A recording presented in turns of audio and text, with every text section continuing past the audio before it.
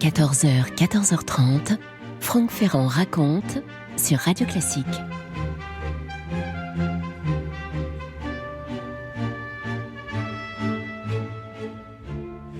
Grande année que 1666, une des années charnières, une des années importantes du début du règne du grand roi. On peut dire que beaucoup de choses se sont faites en 1666 et au début de l'automne, Louise de La Vallière, la si charmante favorite de Louis XIV, en tout cas d'habitude si charmante, avec sa silhouette élancée, avec ses cheveux châtains et ses yeux bleus très doux, très expressifs, elle a l'air là d'un seul coup épuisée, éteinte, tout asthénique.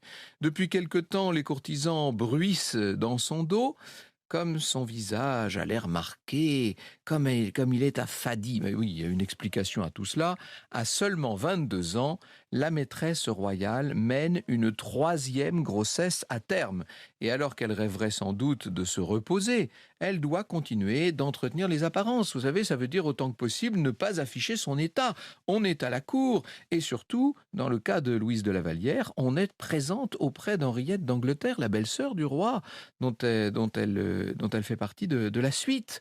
La naissance, pense Louise, n'est de toute façon pas pour tout de suite. Pour l'instant, elle peut continuer à paraître. Eh bien, elle se trompe, car le 2 octobre, alors qu'elle se trouve dans sa chambre au château de Vincennes, de violentes contractions la surprennent.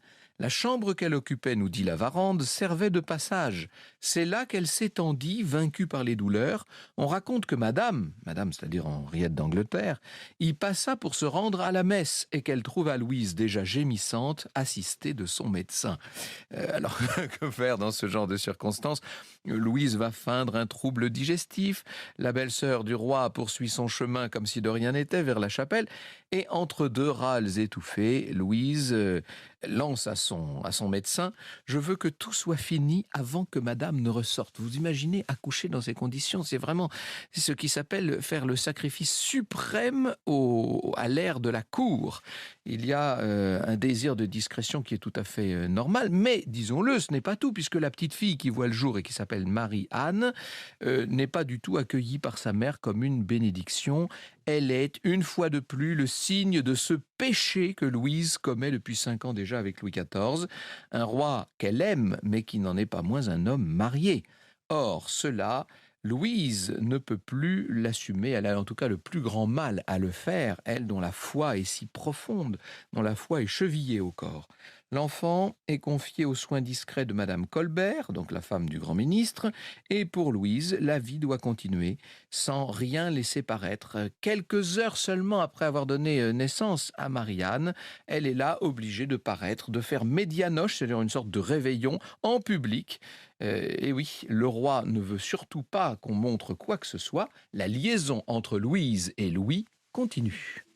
Franck Ferrand sur Radio Classique. Et pourtant, déjà, on peut dire que la faveur dont jouit Louise de La Vallière est une faveur déclinante. Le roi est en train de se lasser de sa favorite.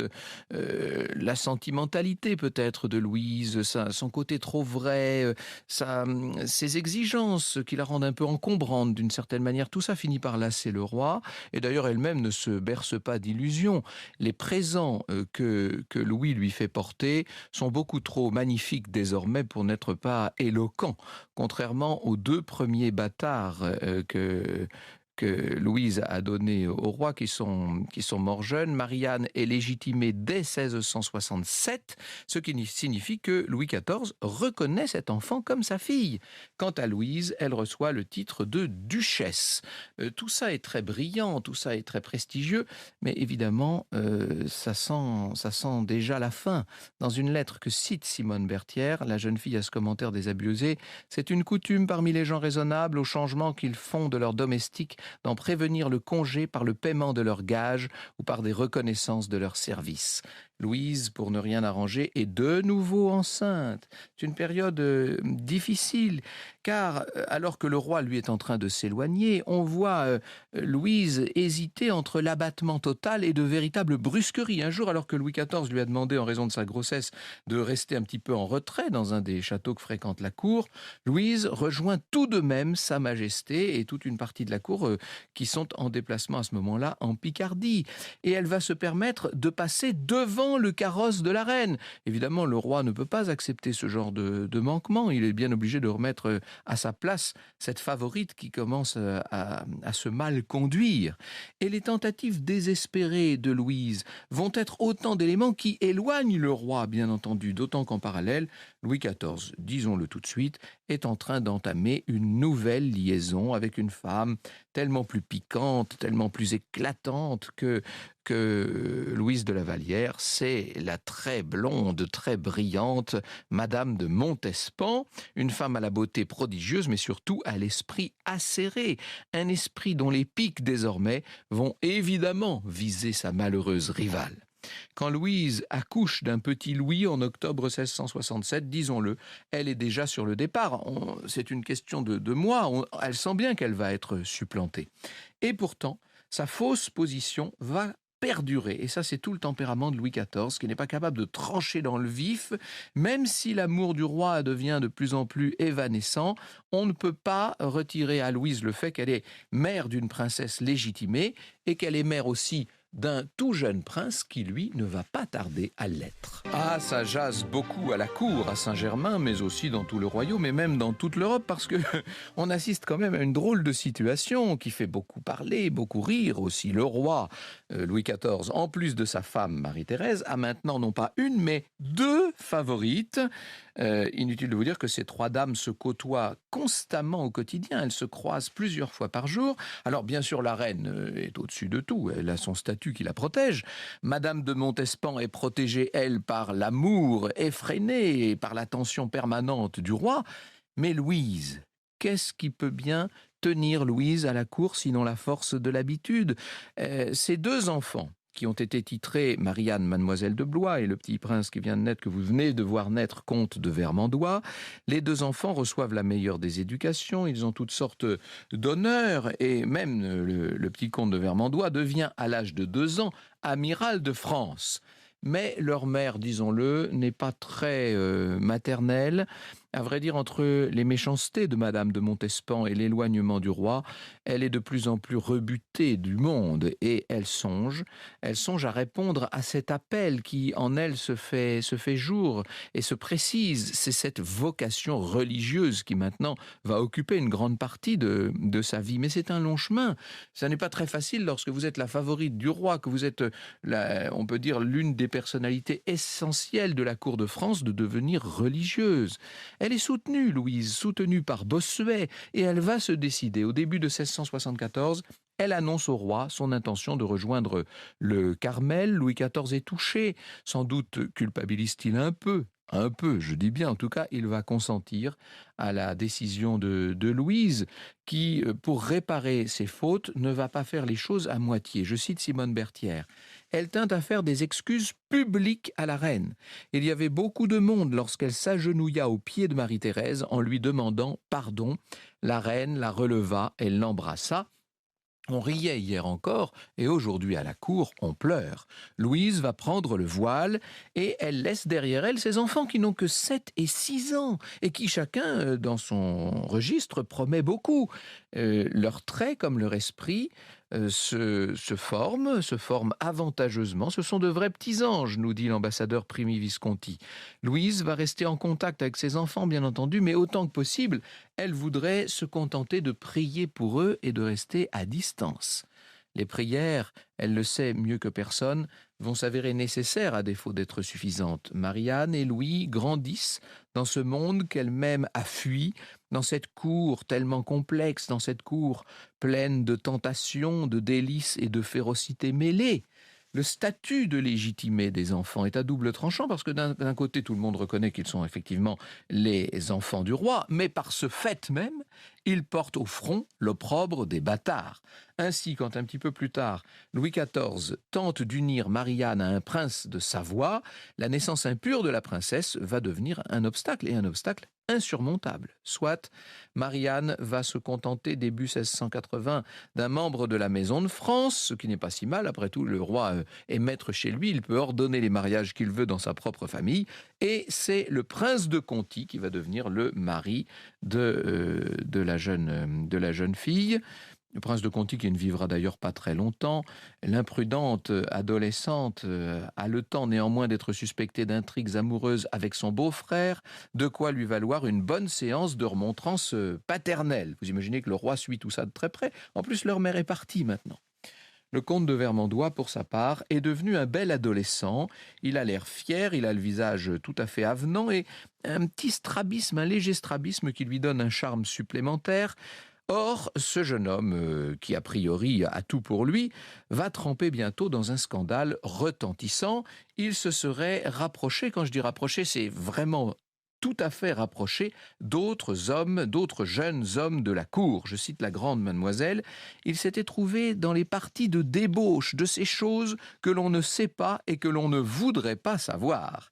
À cette époque, l'homosexualité s'appelle le vice italien et c'est un grave péché.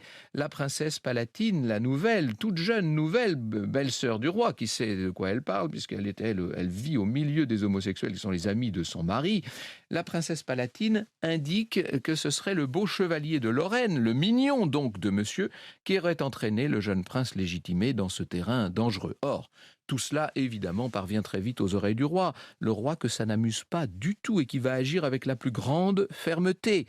Il a d'abord une conversation très rude avec son fils et la punition tombe, elle est cruelle, elle est humiliante. L'adolescent reçoit des coups de fouet sous les yeux de son père. Quant à Louise, quand elle apprend ce qui se passe depuis le fin fond de son couvent, quand elle apprend ce qui s'est passé, elle est bouleversée, elle est très peinée. Une chose est claire, le jeune prince supporte mal d'avoir déçu son père.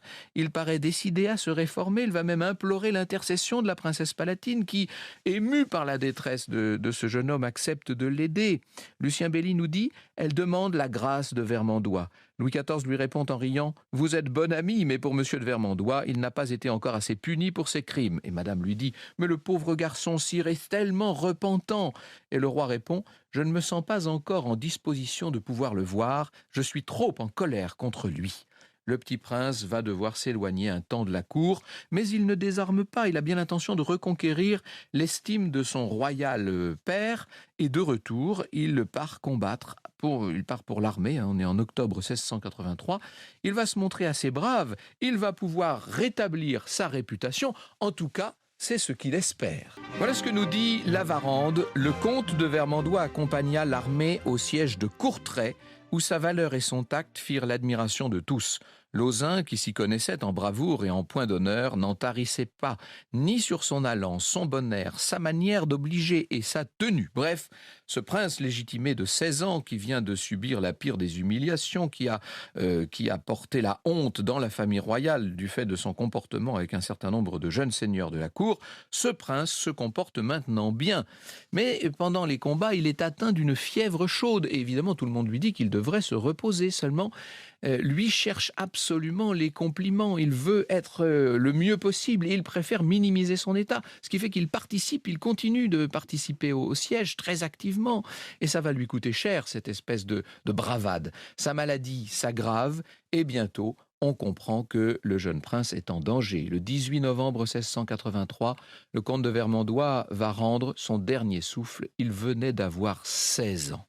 La cour est stupéfaite. La princesse de Conti, sa sœur, est comme anéantie. Et bien entendu, on apporte à Louise, au Carmel, la nouvelle de la mort de son fils. On se dit, elle va s'évanouir de douleur.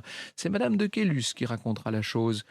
Bossuet lui ayant annoncé la mort de monsieur le comte de Vermandois, elle avait par un mouvement naturel répandu beaucoup de larmes, mais revenant tout à coup à elle, elle dit à ce prélat « C'est trop pleurer la mort d'un fils dont je n'ai pas encore assez pleuré la naissance. » Franck Ferrand sur Radio Classique. Est-ce que c'est de la dureté? Est-ce que c'est la volonté de se contraindre absolument et de se contrir d'une certaine manière chez Louise de la Vallière? La princesse de Conti, à partir de 1683, va donc être le seul enfant survivant du roi et de mademoiselle de la Vallière. Même si elle devient veuve dès 1685, elle n'a pas 20 ans à l'époque, elle a gagné, par ce bref mariage, un rang qui, sinon dissimule, mais qui en tout cas fait passer sa bâtardise au deuxième plan. Ce sera aussi le cas de ses demi-sœurs, les filles de Madame de Montespan. Marie-Anne est pendant toute sa jeunesse célèbre pour sa grâce. Cette princesse est la plus belle créature que l'on puisse voir, nous dit Primi Visconti, et la seule que l'on puisse dire parfaite en beauté, taille et élégance. Tous en sont amoureux, et j'ai entendu 100 courtisans dire qu'ils consentiraient à être pendus un quart d'heure après l'avoir possédée. Mais elle est fille du roi. À peine ose-t-on la regarder, du reste, elle est tout amour, et l'on a peur de laisser auprès d'elle des pages qui aient plus de 10 ou 12 ans. La si jolie Marianne ne laisse pas indifférent un diplomate marocain quelques années plus tard, alors qu'elle a une trentaine d'années. Il s'ensuit une proposition d'union du sultan Moulay Ismail, demande à laquelle Louis XIV ne donne pas suite. En fait, la princesse douairière de Conti ne va pas se remarier. Elle s'impose comme un de ces beaux rôles secondaires de Versailles. Vous savez, on la voit toujours dans l'entourage de Monseigneur, qui est le seul survivant des enfants du roi et de la reine Marie-Thérèse, et qui donc est son demi-frère. Elle se chicane souvent avec ses demi-sœurs. Elle participe de temps à autre à de petites intrigues de cour. Ainsi va, si je puis dire, le quotidien de cette princesse de Conti. Drôle de destin tout de même, et incontestablement. Quand on compare son destin à celui de ses autres demi-frères et sœurs, les enfants légitimés de Madame de Montespan, on se rend compte que finalement, elle aura beaucoup moins qu'eux attiré les foudres de la chronique et de ceux qui, à la cour, cherchaient constamment à faire des gorges chaudes. Elle n'oublie pas sa mère, Marianne. Elle lui rend ses devoirs autant que Louise le lui permet. Et quand on lui annonce en 1710 que mademoiselle de la Vallière, que sa mère, que Louise est au plus mal, elle arrive juste à temps pour la voir rendre son dernier souffle. Témoignage de sa fidélité filiale, elle demande à son père, elle demande au roi de pouvoir porter le deuil, bien que sa mère fût religieuse, et que, évidemment, à la cour, pour 1000 raisons, on n'avait pas l'intention de porter le deuil de mademoiselle de la Vallière. Le roi aime beaucoup sa fille et il va l'autoriser à porter le deuil de sa mère. Et désormais, orpheline de mère, Marianne va essayer d'entourer ce père qui vieillit beaucoup. Il va mourir 5 ans plus tard. C'est un nouveau règne qui commence, celui de Louis XV. Le rang de la princesse de Conti est éminent, mais disons-le d'une certaine façon, elle est très vieille cour, comme on disait, c'est-à-dire qu'elle appartient désormais au passé. Elle ne mourra néanmoins qu'en 1739, à l'âge de 72 ans. Franck Ferrand sur Radio Classique. Il y a un grand absent dans cette émission, c'est Saint-Simon. Mais enfin, comment se fait-il que Saint-Simon ne nous ait pas éclairé sur les personnalités que nous avons croisées ? Eh bien, nous allons essayer de combler cette lacune. Voici, dans le cahier 1710 des Mémoires de Saint-Simon, au moment de la mort de Louise de la Vallière, ce qu'il nous en dit. Sa fortune et la honte, la modestie, la bonté dont elle en usa, la bonne foi de son cœur sans aucun autre mélange, tout ce qu'elle employa pour empêcher le roi d'éterniser la mémoire de sa faiblesse et de son péché en reconnaissant et légitimant les enfants qu'il eut d'elle, ce qu'elle souffrit du roi et de Madame de Montespan, ces 2 fuites de la cour, la première aux bénédictines de Saint-Cloud, où le roi alla en personne se la faire rendre, prêt à commander de brûler le couvent, l'autre aux filles de Sainte-Marie de Chaillot, où le roi envoya M. de Lauzun, alors capitaine des gardes, avec main forte pour enfoncer le couvent, qui la ramena, cet adieu public si touchant à la reine, qu'elle avait toujours respecté et ménagé, et ce pardon si humble qu'elle lui demanda prosternée à ses pieds devant toute la cour, en partant pour les Carmélites, la pénitence si soutenue tous les jours de sa vie fort au-dessus des austérités de sa règle, cette fuite exacte des emplois de la maison, ce souvenir si continuel de son péché, cet éloignement constant de tout commerce et de se mêler de quoi que ce fût, ce sont des choses qui pour la plupart ne sont pas de mon temps ou qui sont peu de mon sujet non plus que la foi, la force et l'humilité qu'elle fit paraître à la mort du comte de Vermandois son fils. Vous écoutez Radio Classique.